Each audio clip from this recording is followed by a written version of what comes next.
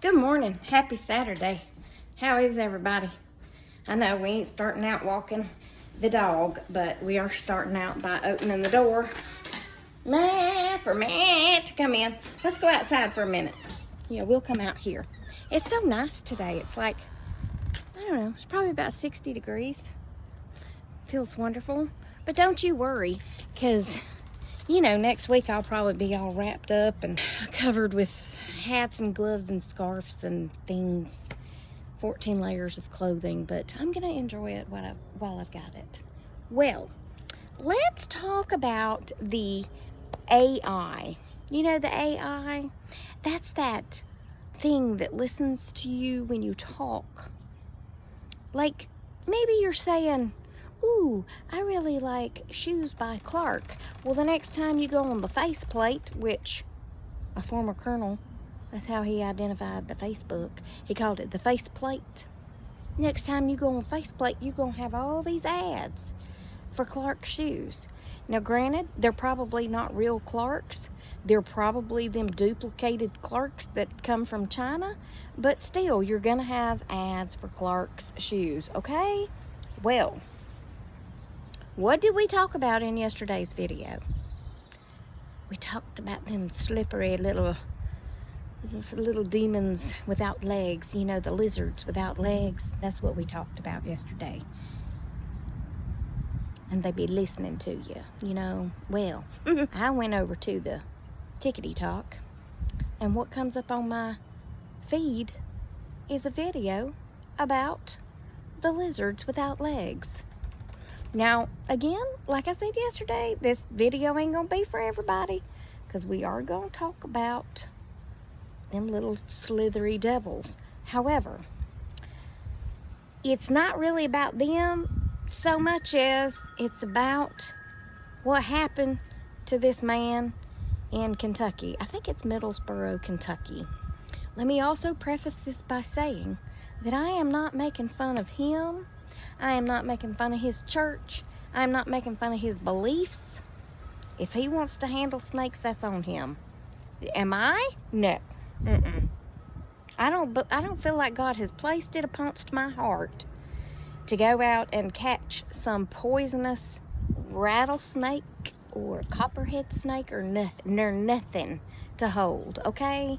I don't feel like I have to prove my faith to God by intentionally holding something that can deceased me, okay? But that's between me and God. That's just how I feel about it. But if you want to handle them, you go for it, okay? Okay, now that we have all that out of the way. And before I tell you the story, I'm going to tell you I did ask the person who posted these videos on Tickety Talk if I could retell a little bit of the story and then tell y'all to go to his page if you want to see all of the videos, because you know, on the Tickety Talk you can only post like 1 to 3 minutes usually, so there's several, I don't know, like 30 parts or something to this story. The name of the page is Growing Up Scotty, all together, no dashes, no spaces, Growing Up Scotty. And he was fine with me talking about that and referring you to his page, because you know, we like to help each other out. Help a brother out when you can, you know. Well, alrighty, here's the part that got me. It's not the fact that they hold them. It's not the fact that he was struck upon the side of the head, which is very dangerous, okay? It's actually the narrator. The narrator is who got me tickled about the whole thing. Yes, he did. He got me tickled. I thought it was so funny how he narrated this one part. And I just need to retell it. But hold, please. Let's take a quick break to look at my cute little doggie. I shaved her beard off last night. Isn't she adorable? I still need to do a lot more trimming, but I do a little bit at a time so as not to stress her out. Yes, so I get very stressed out. but I love the beard gone and the long mustache. Okay, moving on. Okay, goodness, a lot has happened since I left you out there with Penelope, sitting in the yard. I had to go get my oil changed. I had to eat some lunch. I've had 1,400 phone calls. Not really, only about 3 or 4. But it just seems like a lot when you're trying to do something else. Plus I'm doing laundry and all the things. But anyway, I'm going to retell this story. And I hope I can make you laugh like Scotty made me laugh. And I hope you're not disturbed by the story. I would say if snake handling or the mention of snakes bothers you, that you should probably just bow out now. But otherwise, hang on for the ride, because it is interesting, in my opinion. I'm always I dropped my phone. I'm always fascinated with the Appalachian life and how other people live and, you know, things like that. I just think it's real interesting. I mean, I am in the Appalachian belt, I guess you might call it. My peoples is Appalachian, which is where some of my words come from. But I do live in the city, so I don't experience a lot of this other stuff. So it fascinates me. And I have joked a lot about my mama being a snake handler, but she really wasn't. She was just very stern. Very stern. Yeah. Okay, moving on, okay? And I hope I can do this justice. Now, this whole story is on National Geographic, if you would like to watch it. But if you would like to watch the Scotty's version, go to Growing Up Scotty. Let's go back to the beginning, though, or at least the beginning that I know of. Jamie is the pastor of this church, and I found it very odd that he's younger than me, because when I saw Cody, I don't know, I assumed that Jamie was older than me, but he was born in 1971, and he's pastoring this church, and they handle snakes. Now, the purpose of handling the snakes, I'm not 100% clear, but it's to show your faith and trust in God, and if you get bit, you trust God to heal you, but you're not supposed to get bit. If you get bit, that means you have sin in your life, unrepented sin in your life, something like that. Again, you know, I'm just kind of broadly covering that because I'm not 100% sure. But moving on. Jamie had been struck 8 times already in his career as a pastor of this church, and they use rattlesnakes, and he, I guess, had been healed all 8 times. Well, the 9th time he got struck in his hand, in that arterial nerve that is in your hand. Yeah, not good at all. So Jamie was deceased within 5 to 7 minutes of being struck, bitten. Once bitten, twice shy. No. Anyway. Well, then young Cody comes along and I think begrudgingly took over his father's ministry. And I say begrudgingly. His mother said that wasn't really what he wanted to do, but to honor his father, he thought he should take over his father's ministry. Okay. So now Jamie is deceased and Cody is taken over. Now Cody, I'm mentioning this for a reason. Cody is kind of a short, stocky man from what I can tell. He appears to be, I don't know, 5'6" to 5'8", maybe 200 pounds. Best I can tell. And I use my jail knowledge of sizing people up because, you know, they'll lie to you in a heartbeat and say that they're 5'6" when they're like 6'2", and you're like, really, dude? The way I'm having to bend my head back to look up at you is very apparent that you're not 5'6". Okay, so let's try again. Anyway, well then, Cody's best friend is Big Cody. Now, Big Cody looks to be I don't know, 6'6". I'm just basing that on how he is with little Cody. We're going to call him little Cody and big Cody. 6'6", 400 pounds if I was a betting woman, at least. Well, Cody's up there preaching, and as they do in these type of churches, Pentecostal churches, they're dancing around. He's holding the snake up in the air like this, and I don't know if he was singing or if he was preaching. I can't remember exactly, but the snake struck him in the temporal area here. He just kept going. Like, he kept preaching or singing or whatever it is that he was doing. And, you know, blood and all the things. Well, they laid hands on him and they were praying. And little Cody said to big Cody, just take me up to the mountaintop. If it's meant for me to live, I'll live.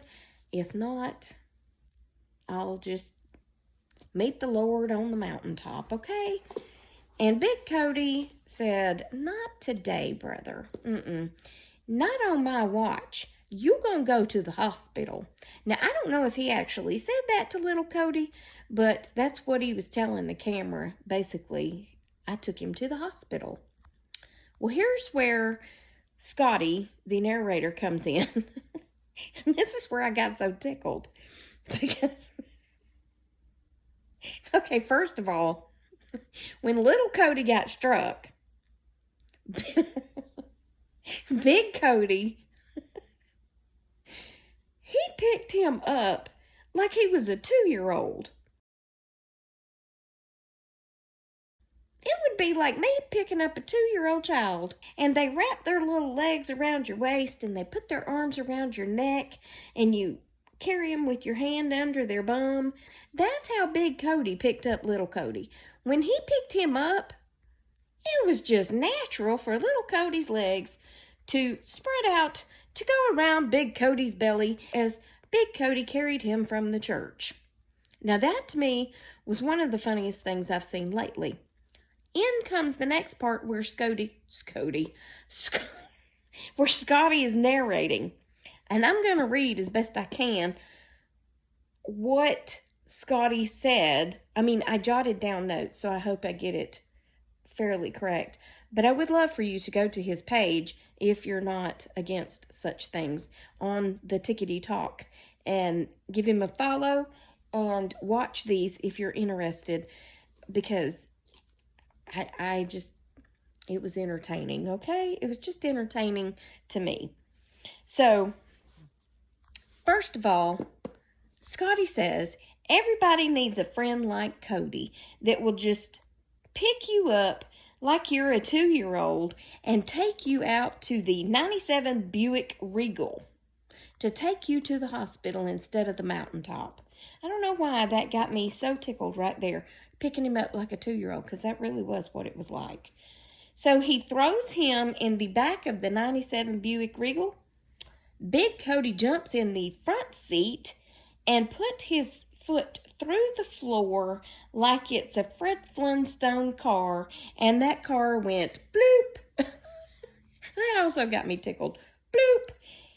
You remember Fred Flintstone, and, you know, if they got in a hurry, or you get in a hurry, it's like your front wheels come up like this. That's kind of what he looked like when he took off with little Cody in the back seat. It really did. That's what it looked like.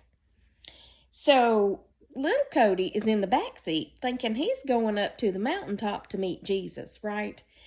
He's laying back there with poison running through his head and going crazy, and he thinks he's going to heaven. He's got the angel Gabriel riding him around in the front of the chariot. But that's not so. It was just big Cody. That was so funny to me. Anyway, Cody survived the snake bite, and he has gone on to preach and handle snakes again. Now, he says he's a little bit more nervous handling snakes these days, you think? And he's trying to use more caution, and Big Cody goes and helps him. Now, they go out and they trap these rattlesnakes in the area of Middlesburg, Kentucky. No, Middlesboro, Kentucky, where they live. They trap them, and then they keep them in these tank-like things at the church. They take care of them, and then they take them out and put them in these clear boxes and transport them inside the church until they're ready to use them. And the men and the women and everybody handles the snakes. So, yeah, there's your education on Appalachian snake holding churches. Just in case you needed to know, okay? Okay, Scotty has a business in Red Jacket, West Virginia. He sells steel buildings, steel, S-T-E-E-L, steel buildings. And the name of his business is Axe, A-X-E, Smackers, LLC. So if you would like to look him up, if you're in the West Virginia area, West Virginia, that's how you're supposed to say it. I'm just kidding, it's West Virginia. But if you want to check that out, if you're in that area, I told him I would mention his business and his TikTok page for allowing me to retell this story. And I hope you enjoyed it. I just found it oddly fascinating. Yeah, I don't know why. Anyway, that's going to be it for this one. Penelope is here next to me, asleep, and we're covered up with my sweater. It's a little bit chilly. It was supposed to be 65, and then it started raining and got cool, so anyway, that's going to be it for this one. Remember, I love you. Jesus loves you. Hope he's coming back soon because people be crazy. And I'll talk to you on the next Tracy Tries, which will be tomorrow since I post every day. Good Lord willing and the creek don't rise. Okay? Toodles, my noodles. Goodbye.